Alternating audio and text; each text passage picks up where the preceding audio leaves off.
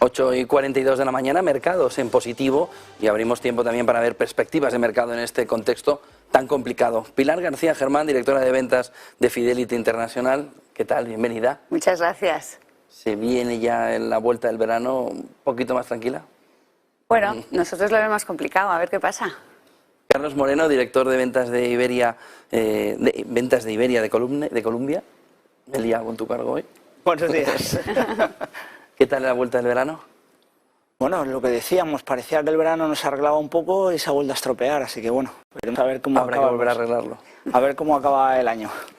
Y está también con nosotros Joaquín García Huerga, director de estrategia global de BBVA Asset Management. Joaquín, bienvenido. Muchas gracias y buenos días. Bueno, bancos centrales, vimos al BCE la semana pasada, veremos a la Reserva Federal la semana que viene. Lucha contra la inflación, normalización monetaria debe seguir siendo la prioridad ahora mismo en la fotografía, Pilar.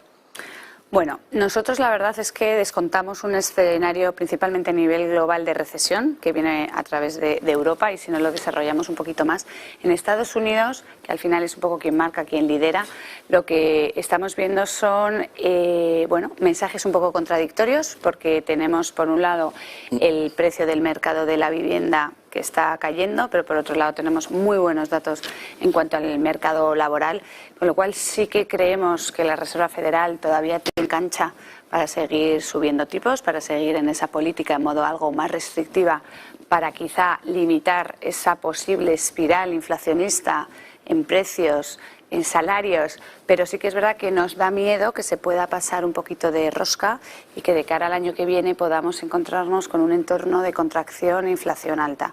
Con lo cual, descontamos para Estados Unidos un escenario más de aterrizaje forzoso en un 60-70%, a menos que se dé la vuelta y que sea demasiado agresiva la Reserva Federal. Joaquín. Yo creo que la respuesta es sí. Los bancos centrales van a luchar o están luchando ya, de hecho, agresivamente contra la inflación. Una de las claves, aparte de la energía, es el componente expectativas, ¿no? El genio ha salido de la botella, la pasta de dientes ha salido del tubo, y eso le preocupa mucho a los bancos centrales. La inflación genera ahora mismo inflación. Yo creo que también es importante saber que está descontando ya el mercado, cómo de tensionados están los forward, los futuros. Los de la Reserva Federal están ya en el 4%, el BCE en el 2,2%, y aquí sí hay una buena noticia, ¿no? Ya son tipos terminales por encima de lo que puede tildarse de tipo de interés neutral, y entonces ya hay mucho en precio, mucho descontado por el mercado en todo este ciclo muy contundente de subidas de los bancos centrales. Pero la respuesta sí. Hace tiempo hubiéramos dicho, bueno, van a subir despacito para no tocar en exceso el ciclo. Ahora mismo van a subir y a ver qué pasa con el ciclo. A pesar de la recesión. A pesar de la recesión. En Europa está muy telegrafiada. En mi opinión debería ser suave. Si se acaba produciendo. En Estados Unidos yo no lo tengo nada claro, que Estados Unidos acabe en recesión, ni las economías globales tampoco, ¿no? Una cosa es la pérdida de poder adquisitivo por la inflación y las subidas de tipos de interés, y otra, y eso te lleva a una moderación clara del PIB global, pero la zona más dañada, que más lo acusa, es Europa. En el resto no tengo yo tan claro que indefectiblemente se acabe en recesión. Lo que pasa es que los 2 primeros trimestres ya marcan recesión. Bueno, sí, pero es muy técnica, ha venido más por inventarios que por consumo personal, por ejemplo. Yo creo que eso hace más titular que pura economía real en Estados Unidos. El comienzo de año en Estados Unidos en economía real no ha sido tan malo como hace un titular de ya están en recesión. ¿Carlos? No sé si Pilar quería contestar ahí. No. Estamos en línea con Joaquín en el sentido de que lo primero que tienen que hacer los bancos ahora es ser creíbles. Los bancos centrales, y yo creo que eso es el miedo que tenían ellos. Una vez que se están poniendo las pilas y por eso están yendo más fuertes, una vez que lleguen a ese punto, pase lo que pase con el lado de la economía, en el lado de la recesión creemos que Europa puede sufrir algo más que Estados Unidos igualmente, y es verdad que Estados Unidos está muy fuerte a nivel de empleo, es verdad que está sufriendo por el lado del inmobiliario.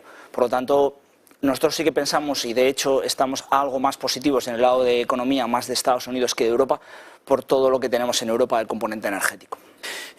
¿Veis esa fotografía de diferencia entre el crecimiento de Estados Unidos y Europa y diferentes fundamentos, sobre todo de su economía? ¿Por dónde pasarían las fórmulas para atajarlas si la subida de tipos parece no ejercer la presión que tendría que tener, Carlos?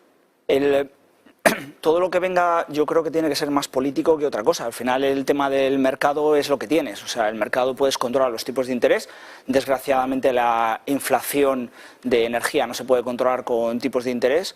Entonces lo único que... Y los precios son los que son. El precio del petróleo, el precio del gas, etcétera, son los que son en un mercado libre, entre comillas. Entonces si no empiezas a tocar eso, es lo que yo creo que están intentando ahora para controlar ese nivel de precios, aunque sepamos todos que eso va a tener que pagarlo alguien, el extra va a tener que pagarlo alguien, pero sí que no se reflejaría en precios. Yo creo que es un poco más maquillar los números que otra cosa, porque al final si no va a estar en un lado, va a estar en otro.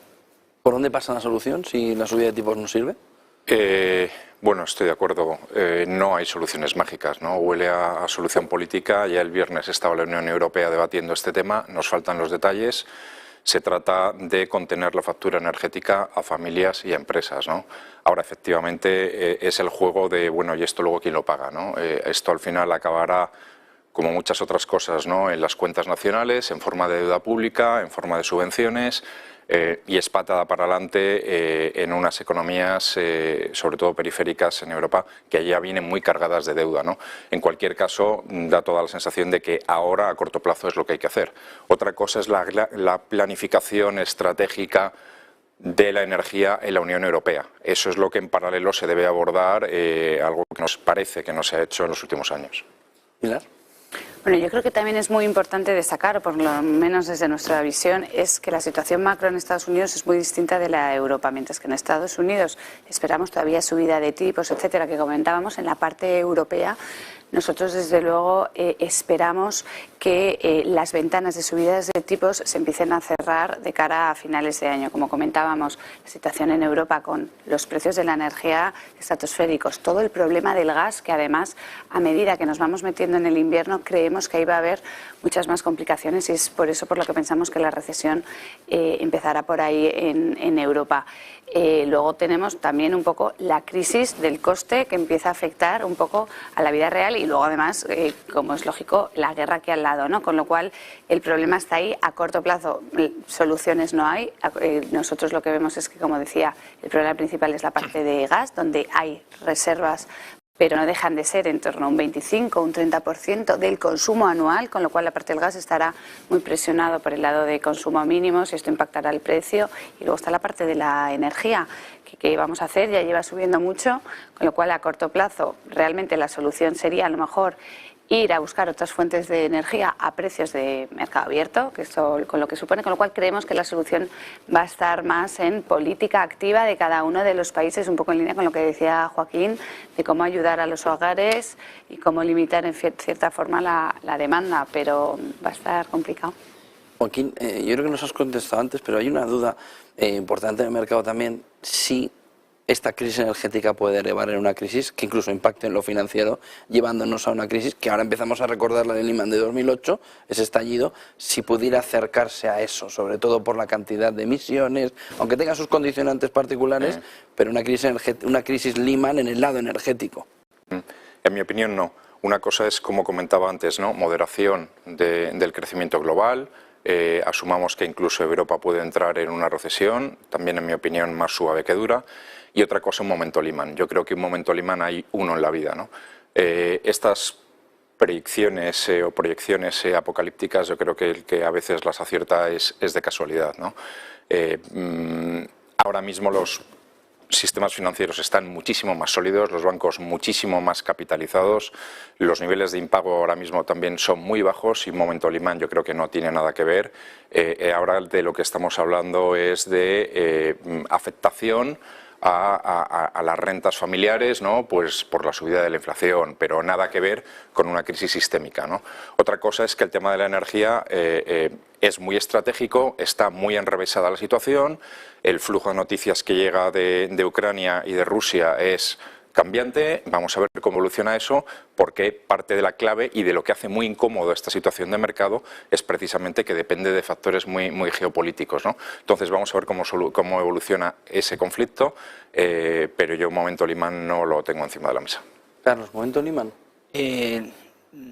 Eso era una crisis absolutamente endémica del sistema financiero, que es lo que luego estalló en el otro lado. O sea, esto es algo más geopolítico que viene al sistema financiero, pero los bancos centrales han hecho también los deberes en el sentido de que han presionado a la banca, ya no tenemos tantos bancos como teníamos antes, están mejor capitalizados, etcétera. Por lo tanto, al sistema financiero como tal, no. Otra cosa es que los efectos de segunda ronda, la inflación, etcétera, etcétera, lleve a algo más tasas de default, más tasas de no pagar, hipotecas, etcétera, etcétera, con estas subidas de tipos, que la gente tenga menos renta disponible, eso sí, pero de ahí a que esto afecte a los bancos y tal, no lo veo. Y por suerte, cada crisis es de una manera completamente distinta. O sea, que es que aunque todos nos aferremos a algo que ya conocemos, posiblemente esto se parezca más a lo mejor a lo que hablan del 73 y tal, que a lo que pasamos en 2008. Pero yo en el 73 no estaba, así que... Pilar.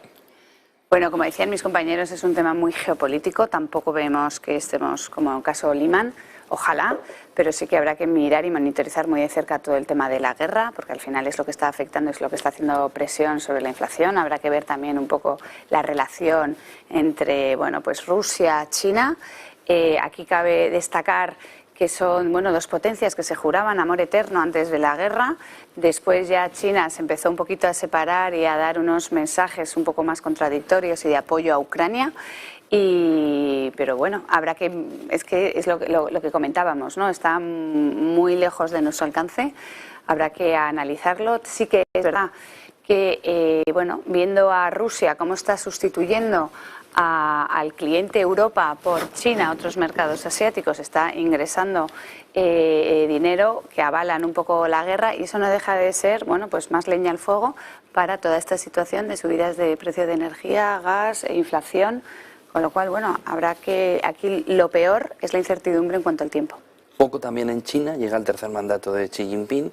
Hemos visto también en el fin de semana los últimos datos que decían que las exportaciones seguían muy fuertes, sexto mejor dato de los últimos 15 años, importaciones sin embargo en el 0,2, muy flojita la demanda interna. ¿Qué posición, qué fotografía tenéis de China ahora mismo? Bueno, nosotros los que nos conocéis somos firmes defensores de China. Nos encanta, nos gusta mucho China. A ver, es verdad que llevamos unos meses donde, debido a la política del COVID-0, bueno, pues ha habido ahí un parón, ha afectado mucho a todo el tema de las exportaciones, al consumo, al sentimiento del inversor. Pero bueno, creemos que es un tema puntual, es un tema que poquito a poco se está flexibilizando y es un tema que poco a poco empieza a haber medidas para incentivarlo. Por otro lado, no nos olvidemos que es que la demanda internacional lleva muchísimos años alimentándose de China. Esto en perspectiva o en relativo va a seguir, pero a menor escala, puesto que China se está centrando principalmente en la inversión en su país, en el autoconsumo y en sectores como puede ser el automovilístico, la tecnología, y ser fuertes ahí. ¿Qué quiero decir con esto? Que efectivamente ahora tenemos el siguiente congreso donde creemos que, bueno, pues que el ministro Ning seguirá en su tercer mandato, no cambiará nada. Es verdad que le está dando, bueno, pues más fuerte a toda la parte del sector inmobiliario, que ya está muy volátil. Pero volviendo a tu pregunta, creemos que hay una oportunidad. Es verdad que los resultados han sido mejor de lo esperados. Nosotros lo que esperamos en cuanto a beneficios es un poco por debajo de consenso, pero las valoraciones también han caído mucho, con lo cual creemos que ahí hay un gap muy atractivo a la hora de entrar, y sobre todo siempre hablamos de inversión a largo plazo. No podemos tener una cartera que a largo plazo a día de hoy no tenga, si no es China, algún país de Asia que se alimente de China. Carlos. Bueno, para los emergentes el actual contexto no es nada bueno, en el sentido de que un dólar fuerte, etcétera, no es nada bueno. China, por nuestro lado, tiene dos problemas y una ventaja, o ahora mismo una cosa buena y dos malas. Las dos malas las sabemos de estos últimos meses. El tema de las casas allí tienen un problema inmobiliario. Esto es algo que yo, desde que estoy en el mercado, se sabe. O sea, lo que pasa es que ahora se está empezando a diluir poco a poco como un azucarillo, pero ahí está. Por otro lado, el COVID-0 no ayuda en absolutamente nada. Lo bueno del COVID-0 es que han controlado mucho la inflación. Ellos, toda la inflación que estamos teniendo aquí, ellos apenas lo han visto. Y lo que sí que están viendo, que gracias a lo que tú comentabas de todo el tema político que hay en China, lo que sí que pondrán posiblemente son temas fiscales en marcha para que aumente la demanda del consumidor interno. Por lo tanto, el COVID ha hecho algo bueno allí, que por lo menos han controlado la inflación, y aplicarán políticas fiscales que posiblemente sí que nos lleven a medio y largo plazo. Pero es, como dice Pilar, a medio y largo plazo. Joaquín. Bueno, el tema de la vivienda es serio. Ya han inyectado bastante dinero público, 300 billones de yuanes.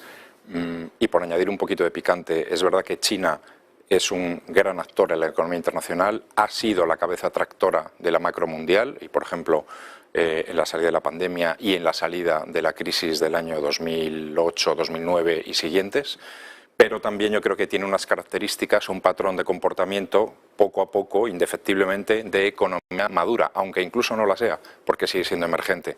¿Qué quiero decir con esto? Población cada vez más envejecida y una productividad regular. Entonces, rebotará su economía, el año que viene un más 5% yo creo que lo tendrían hecho, pero lentamente China va a ir creciendo menos. Pues 8:59, si queréis hacer algún mensaje final de producto propio y si no nos vamos a la apertura. Pilar, bueno, ¿alguna recomendación? En nuestro caso hay que meterse en activos de algo más de riesgo si queremos batir la inflación, con lo cual un renta variable global es la recomendación. Carlos. En Columbia Threadneedle seguimos pensando que tiene que volver otra vez esa rotación de lo que hemos visto hasta ahora del growth a la calidad de los activos y que al final cosas como la tecnología tienen sentido en una cartera a medio y largo plazo. Joaquín. Rápida llamada de atención al mercado de bonos. Un mercado bajista tremendo, como no ha habido históricamente otro igual, en términos de pérdidas de precio. Los bonos han perdido entre el 10 y el 15% en lo que va de año, la renta fija. Parecido a las bolsas. Hay una buena noticia detrás de esto, es como un camino estrecho por el que había que pasar. Las carteras más conservadoras empiezan a tener una rentabilidad esperada bastante mejor de la que tenían. Gracias a la subida de tipos. Sí. ¿No? 8:59 va a abrir ya enseguida el mercado de la renta variable europea. Joaquín, Carlos, Pilar, gracias por acompañarnos en este inicio de semana. Buena semana y buen negocio a los tres. Muchas gracias.